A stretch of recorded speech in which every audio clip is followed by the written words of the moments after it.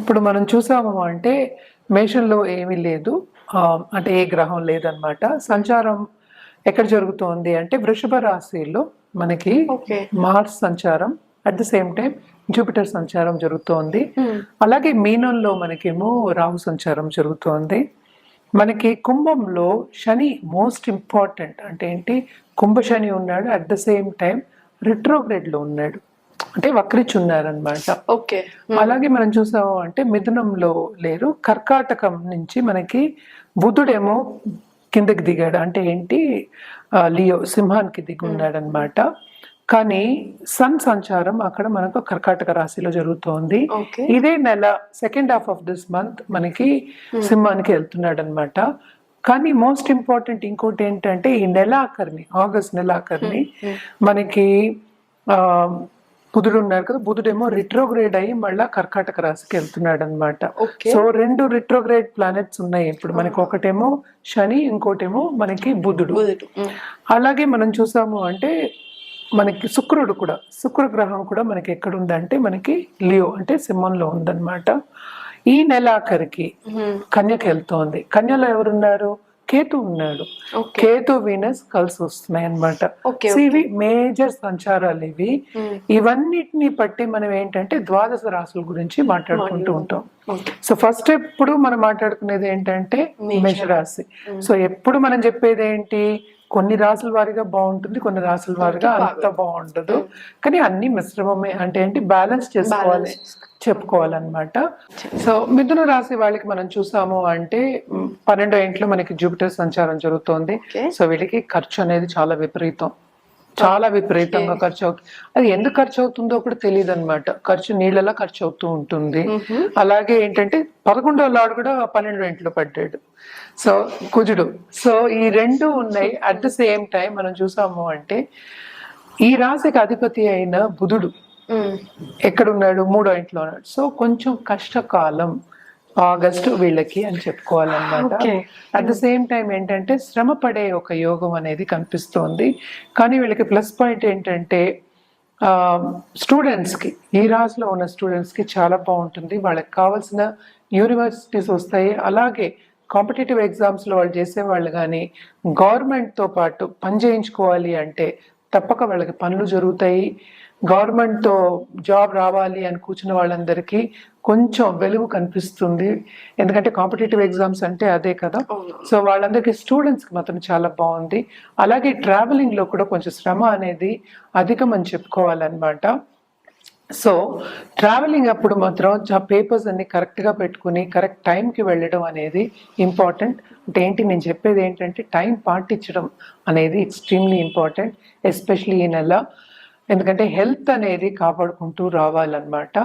And also మనతో పాటు ఉన్న పెద్దల హెల్త్, అంటే కుటుంబంలో పిల్లలు పెద్దల హెల్త్ కూడా జాగ్రత్తగా చూసుకోవాలి. ఎందుకంటే 3వ ఇంట్లో మనకి వీనస్ సంచారం జరుగుతోంది, అలాగే బుధ సంచారం జరుగుతోంది. ఇవన్నీ ఏంటంటే కొన్ని సూచనలు అంత బాగాలేదు అనే చెప్పాలి, మైనసెస్ అని చెప్పాలన్నమాట. అట్ ద సేమ్ టైం 4వ ఇంట్లో మనకి కేతు ఉన్నాడు. కేతు అందులో ఉన్నప్పుడు ఏంటంటే మనకి చదువు విషయంలో బాగా చదువు అనేది ఇస్తాడు. కానీ ఏంటంటే కొంచెం యాంగ్జైటీ, అంటే ఏంటి, మన ఒత్తిడి అంటూ ఉంటాం కదా, ఆ ఒత్తిడి కూడా ఇస్తూ ఉంటారు. సో జాగ్రత్తగా చూసుకోవాలి. హెల్త్, పర్సనల్ డెవలప్మెంట్ మీద ధ్యాస పెట్టాలి. పూజలు అలాగే ధర్మక్షేత్రాలు సందర్శించాలి. పూజలు చేయడం మూలాన్ని మనకి పాజిటివ్ రిజల్ట్స్ అనేవి తప్పక ఉంటాయి. చేయడం అనేది చాలా మంచిదన్నమాట. అలాగే ఈ రాశిలో ఉన్న పాలిటిషియన్స్ కూడా కొన్ని ఎదురు దెబ్బలు అనేవి తప్పవన్నమాట.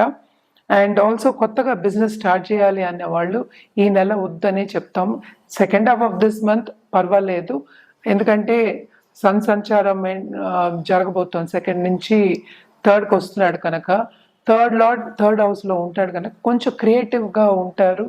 ఎస్పెషల్లీ ఆర్ట్ రంగంలో ఉన్నవాళ్ళు, అలాగే యూట్యూబ్ రంగంలో ఉన్న వాళ్ళందరికీ ఈ బాగుంటుంది. Second half of this month August చాలా బాగుంటుందనే చెప్పుకోవాలన్నమాట. At the same time Ketu 4వ ఇంట్లో ఉంటే ఏంటంటే చదువు విషయం కాకుండా అక్కడ తల్లి స్థానంలో ఉన్నాడు కనుక, మన స్థానంలో ఉన్నాడు కనుక కొన్ని ఇబ్బందులు ఇద్దరితోనూ తప్పవు అని చెప్పుకుని రావాలి. And at the same time ఏంటంటే కెరియర్ పాత్ వీళ్ళకి బాగానే ఉంటుంది, స్ట్రాంగ్గానే ఉంటుందని చెప్పుకోవాలి. నిరుద్యోగులకి ఉద్యోగ అవకాశం వస్తుంది కానీ వాళ్ళు అనుకున్న స్థాయికి రాదు అని చెప్పుకోవాలన్నమాట. అండ్ పరిహారాల విషయానికి వస్తే కనుక తప్పక వీళ్ళు విష్ణు సహస్రనామం చదువుకోవడం చాలా మంచిది. అట్ ద సేమ్ టైం దేవి పూజలు చదువుకోవడం అనేది దేవి పూజలు చేయడం అనేది చాలా మంచిదన్నమాట. ఎప్పుడు వెడ్నెస్డే. అలాగే ఆటంకాలు రాకుండా ఉండాలి అంటే మనం గణపతికి నిత్యం పూజించడం మంచిది. కానీ ప్రత్యేకంగా వెడ్నెస్డే పూజించడం అనేది చాలా చాలా మంచిది. మనం ఇవి ఏంటంటే జనరల్గా మాట్లాడుకుంటున్నాము. మీ వ్యక్తిగత జాతకం చూసినప్పుడు కరెక్ట్గా ఒక సొల్యూషన్ ఇవ్వడం అనేది జరుగుతుంది. అట్ ద సేమ్ టైం మన జాతిరత్నాలు ఇవ్వడం కూడా జరుగుతుంది. తప్పక సంప్రదించండి. కింద స్క్రోల్ అయ్యే ఈమెయిల్ ఐడికి అలాగే వాట్సాప్ నంబర్కి అన్ని వివరాలు చెప్పడం అనేది జరుగుతుందన్నమాట. At the same time remedial measures మాత్రం కంటిన్యూ చేయండి ఈ నెల అంతాను. అలాగే ఈ నెల అంతా శ్రవణ మాసం కూడా వస్తోంది మనకి.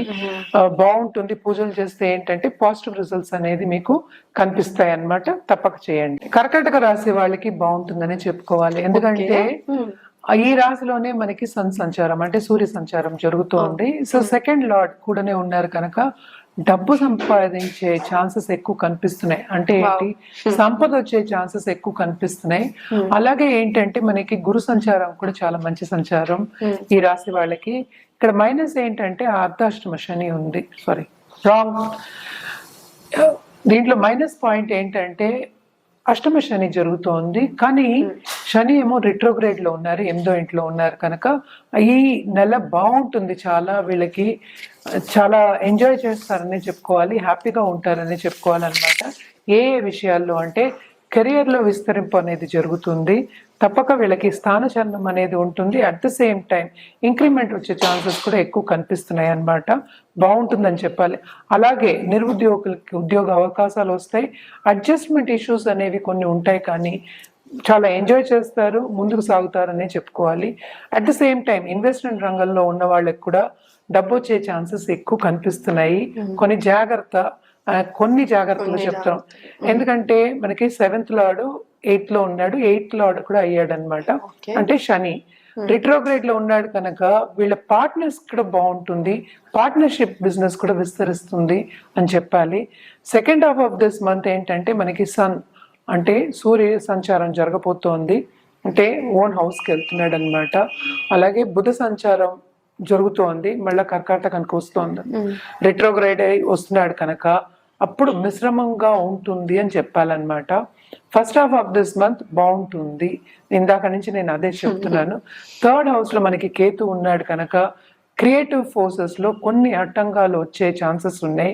అట్ ద సేమ్ టైం వీళ్ళకి ఏంటంటే స్పిరిచువల్ డెవలప్మెంట్ ఎక్కువ కనిపిస్తోంది. అండ్ అదే చదువు మీద మక్కువ కూడా చూపిస్తారు వీళ్ళు. తప్పక చదువుతారు, పైకి వచ్చే ఛాన్సెస్ దాంట్లో కూడా ఎక్కువ ఉన్నాయి. ఎలాంటివంటే ఆస్ట్రాలజీ కానీ, లేకపోతే కన్సల్టింగ్ బిజినెస్ కానీ, లేకపోతే టారో కార్డ్ రీడింగ్ కానీ, ఇలాంటివన్నీ వేరే గుప్త సబ్జెక్టులు నేర్చుకునే అవకాశం అనేది వీళ్ళు తెచ్చుకుంటారు. తప్పక నేర్చుకుంటారు, దాంట్లో పైకి వస్తారు. అండ్ ఆల్సో కొత్త బిజినెస్ స్టార్ట్ చేయాలి అంటే తప్పక ఫస్ట్ హాఫ్ ఆఫ్ దిస్ మంత్లోనే స్టార్ట్ చేయొచ్చు. బాగుంటుంది వీళ్ళకి. నేను చెప్పినట్టు డబ్బు వచ్చే ఛాన్సెస్ ఎక్కువ కనిపిస్తున్నాయి కనుక. అలాగే ఏంటంటే 10th లార్డ్ కూడా మనకి 11th లో పట్టాడు కనుక బాగుంటుందని చెప్పాలన్నమాట. మొత్తం మంత్ అంతా బాగుంటుంది. సెకండ్ హాఫ్ ఆఫ్ మిశ్రమం ఎందుకు చెప్తున్నాం అంటే బుధ సంచారం అంటే 12th లార్డ్ 2nd హౌస్ లో ఉన్నాడు. అలాగే వీనస్ కూడా 2nd హౌస్ లో ఉన్నాడు కనుక కొన్ని ఫైనాన్షియల్ ఇబ్బందులు తప్పవు. లోన్స్ తీసుకునే పరిస్థితి వచ్చే ఛాన్సెస్ ఉన్నాయి కానీ స్మాల్ లోన్సే.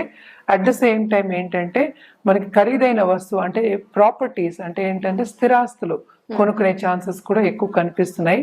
వీళ్ళు ఏంటంటే ధర్మక్షేత్రాలు సందర్శించే ఛాన్సెస్ కూడా ఎక్కువ కనిపిస్తున్నాయి. నేను ట్రావెలింగ్ గురించి చెప్తున్నాను, అది కూడా బాగుంటుంది. ముందుకి సాగే ఛాన్సెస్ ఈ నెల బాగుంటుంది, ఎంజాయ్ చేస్తారని చెప్పుకోవాలి. మంచి సూచనలు కనిపిస్తున్నాయి కర్కాటక రాశి వాళ్ళకి. అలాగే మన పరిహారాల విషయానికి వస్తే కనుక తప్పక సోమవారం రుద్రాభిషేకం చేయించుకోవడం చాలా చాలా మంచిది. అలాగే దుర్గా చాలీస చదువుకోవడం చాలా మంచిదన్నమాట. మనం ఒక గోవు కానీ లేకపోతే ఒక డాగ్ అంటే కుక్కకు కానీ మనం ఫుడ్ పెట్టడం అనేది చాలా మంచిదన్నమాట. అలాగే ఇది వర్షాకాలం కనుక తప్పక ఓల్డ్ ఏజ్ హోమ్కి వెళ్ళి మనం గొడుగులు దానం ఇవ్వడం అనేది ఇంకా మంచిది. ఇవన్నీ మీకు ఏంటంటే పాజిటివ్ దారికి తీసుకెళ్తాయి అని మంచి సూచనలే కనిపిస్తున్నాయి, కానీ ప్లస్కి ప్లస్ ఉంటే ఇంకా బాగుంటుంది కదా. సో తప్పక చేయండి, ఇంకా బాగుంటుంది.